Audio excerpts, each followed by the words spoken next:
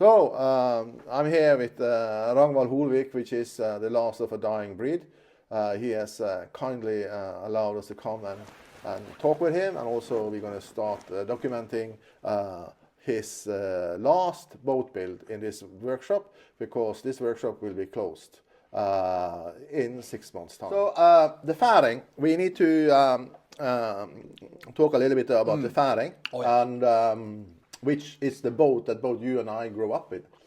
Yes, we did. In every, before the war, basically, if you had a boat, it was a Færing. For sure, nothing else. What we can say, a Færing was today's car, I think we can say. It was nothing special. It was something that people needed. There was a market for it. People used it and worn it out in a way. So with active use, we could say that a Færing used to last for 20 years. If it was quite much used. So after 20 years, it was like a car today. You burnt it up, or you let it out to rot, or you something like that. Yes, so there were people building them here and there. We can say that each area of Norway had its own model, and that's based on that's based on different things. It's based on the local source of wood, natural environments like open sea, streams in the fjords, narrow fjords, high mountains, lots of, and wind and the wave conditions, of course. So the Færing models from different parts of Norway variate a lot, I can say. The Færings from the north Norway are very known and very, how to say it, very famous, and they have been appreciated by artists for a long time, because they are really beautiful. They have painted planks and like that, so they are beautiful. But I will say that our models here in the Sunnmøre region and in Nordfjord and the Westland are also very beautiful boats. Yeah. Because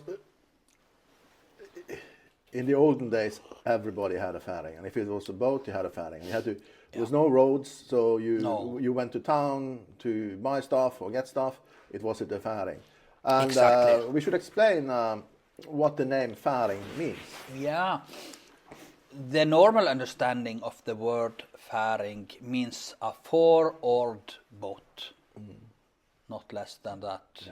Yeah. Because it's two persons that row the boat normally. So there is 2 pair of oars and 4 oars. Yeah. And it is quite fast. Oh yes, a good or a quite narrow Færing could be a really fast-going boat. I have not measured the speed any time, but like 3 knots, I think, with a good row. Yeah. I will mention something that it's very typical for the Norwegian rowing boats to be long and narrow. You don't need to travel farther than to Scotland, then you will find them a lot wider. And there's an explanation for that. That's more open seas, high waves and like that. They needed the boats to be more stable or could load more. But here in the west and north Norway, we have long periods without wind. And can you imagine, how are you going to travel without wind? You have to row, and then the boats need to be like a combinated sail and row boat. But as I can see from a lot of YouTube videos today, I think it's a little bit funny when you see videos from America where people are sailing in like, they are sailing in 1 knot. and for me it's a wasted time. Then we are rowing, and there was actually a normal understanding that if you cannot sail under 3 knots, you are rowing. Yes, because in the olden days, time was precious. It's very easy to think that they had unlimited access to time, but okay, lots of things also were time consuming, or they had to reach things in time, of course. Oh yes, it's very easy to understand that. The daily lives was following the calendar of everything you do on the farm and the fisheries, and it was very, very like this. Actually, absolutely. So it has been built in the same way for over 1,000 years. Like yes. The way that you will see the boat is being built is how it's been done by Ragnvald and those boat builders before you, many generations of boat builders before you, who actually built it in exactly the same way. And it is, the Færing is the culmination of, I would say, 10,000 years of boat building in Norway, because I think the first boats, the remnants of the first boats that we have found in Norway, I think they're around 8,000 before Christ. It could be, yes. Yeah, when the ice was melting and they started to hunt and fish in the fjords here, and so it is unique. As a wooden boat enthusiast, of course, it's fantastic. And I had a dragon. You will see pictures if we put it up, that Ragnvald restored, and which is now back in use. It was on land for 20 years, I think, or something like that. And the previous owner, he took it apart, and he's very good with his hands, and he's a boat engineer, actually, ship engineer, actually. But then he got an assignment abroad, and he basically had to leave the boat, and I took that project over, and Ragnvald restored it. And we are happy to say that the boat is actually back with its original owner now, who, when he saw what Ragnvald did, it was just wow. He, with tears in his eyes, so of course I told him, well, you can have it back, but we have that gentleman agreement that it comes back to Ragnvald and me, so we can sail and go. I think also we can mention that in the old tradition, a lot of people had to go to the church every Sunday, and a lot of them were rowing, big rowing boats.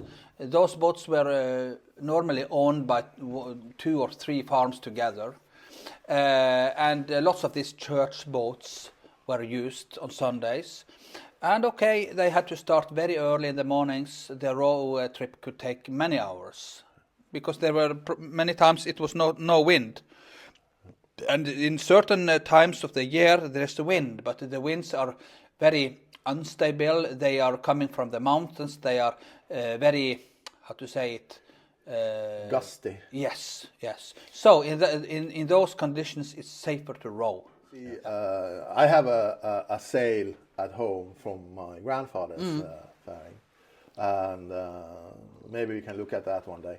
And to explain and how it's used, it's you have a foresail and a mainsail, and that is all very traditional and standard. But it's very fast. It sails very well. It's really fun to sail a Færing, I must say so. I have done it here in the Bay of Skodje and also in Nordfjord. And our winds are quite unstable, and they last for some hours, and then they are completely gone. But we sail as long as we can, and it's very cool. It's very fun. Yeah, it's great fun. Yeah. The Færing, I think we could say that the Færing is like a SUV of the sea. It's used for everything. I agree with you. It's a multi-purpose boat, absolutely. And as we can say, it was used to commuting between villages, islands, and the mainland. It was used for home fishing, if you can say that. It was used for important errands, like picking up the midwife. It could be as important and like that. For every sort of errands that people had in those days, they used the Færing. Yeah. And I also have to add something interesting. In those days, there were very few good harbors. Molos were non-existent in those times. So those boats has to be pulled up when not in use. Because of that, they had to be quite lightweight. And that's something that's special with our Nordic boats. They are quite lightweight compared with their size. Yeah. Here we have quite a tidal difference. It can easily be a meter or two sometimes. Yes, it can be. And then it's very... it's more difficult to steal the boat when it's on land. Yeah, it is also that. It's also that. But especially for the weather conditions, they were obligated to pull them on land when not in use. Let us have a look at the boat behind us, and you can explain a little bit. I can do that. Ragnvald, for me it looks like this is the... What's the end of this boat? Is it the fore or aft? It looks totally the same to me. Yeah, I have heard a lot of people say the same as you. But okay, the boat is a little bit higher here, so this is the stem, and there is the stern. What we are seeing here is, we can call it the backbone of a hull, or backbone of the boat. So this piece here is made of Norwegian oak, and that's Norwegian pine. This is the normal way of making the stems and keel of a Nordfjord boat. A Sunnmøre boat has a quite much simpler way of building this construction. Here it's a lot of work just making this.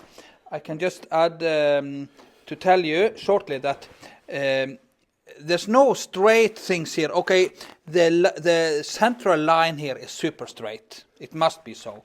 But there is no constant thicknesses of anything here. The dimension, like here, is growing in a way, we can say. Increasing. There, and then you see the keel is about 4.5, 5 inch wide there. Here it's only under 2 inch. So it takes some time to make this construction, but it is it's quite interesting, I think. This is Norwegian oak?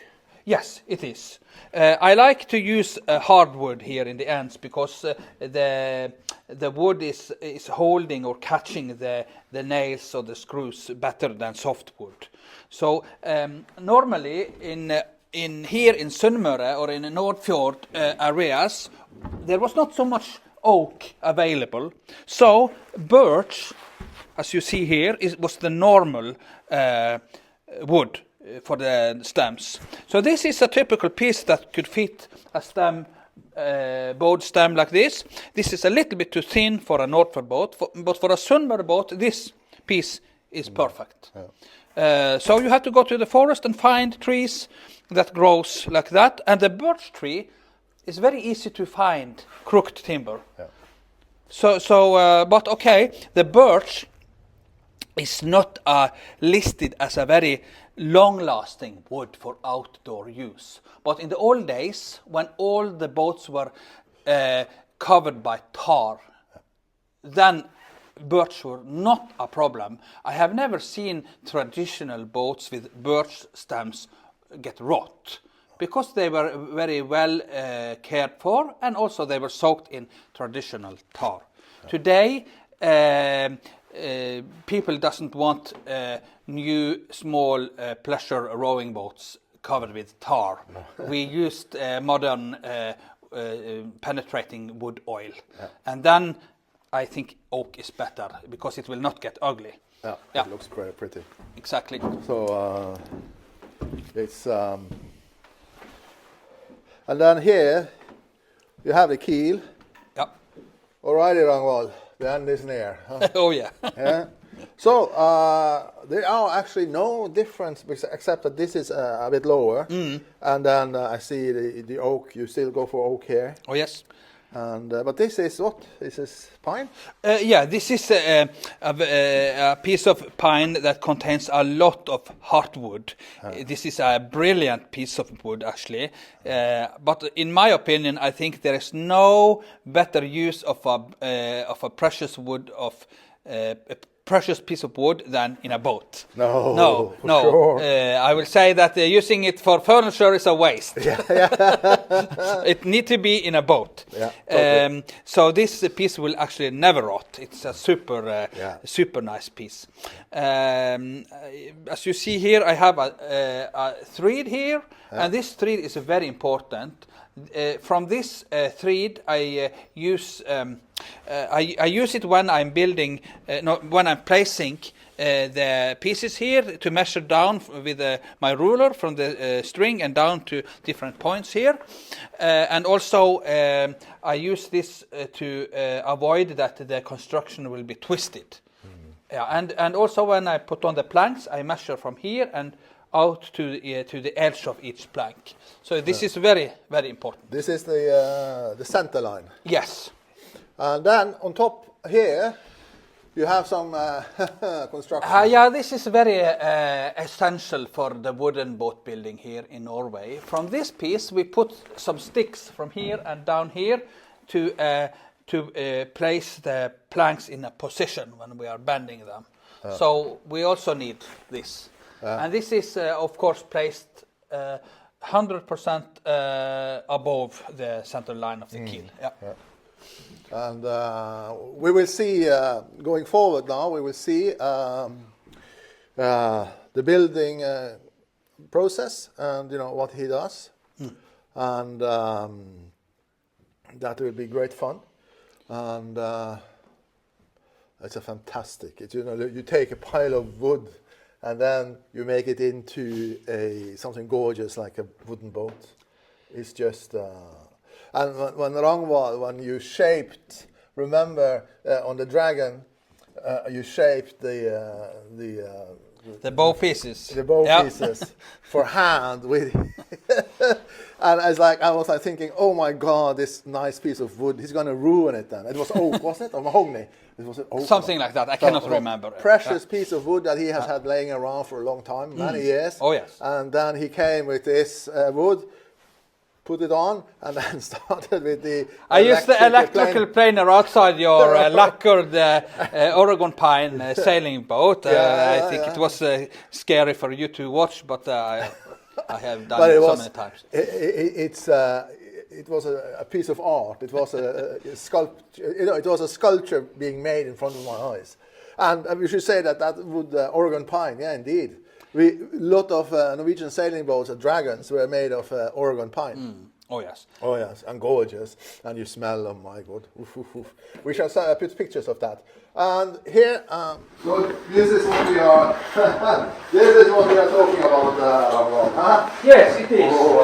This is the boat that I'm making a copy or a replica of. So this is the boat that we see here. Yes, this boat was built in approximately 1930. It was for sure before the World War II. It's a very good boat. It has been well looked after, well preserved. It's a good friend of mine that restored this boat some few years ago. So this is a typical Nordfjord Færing. As you see, it's quite a narrow boat if you compare it with other boats, but it's super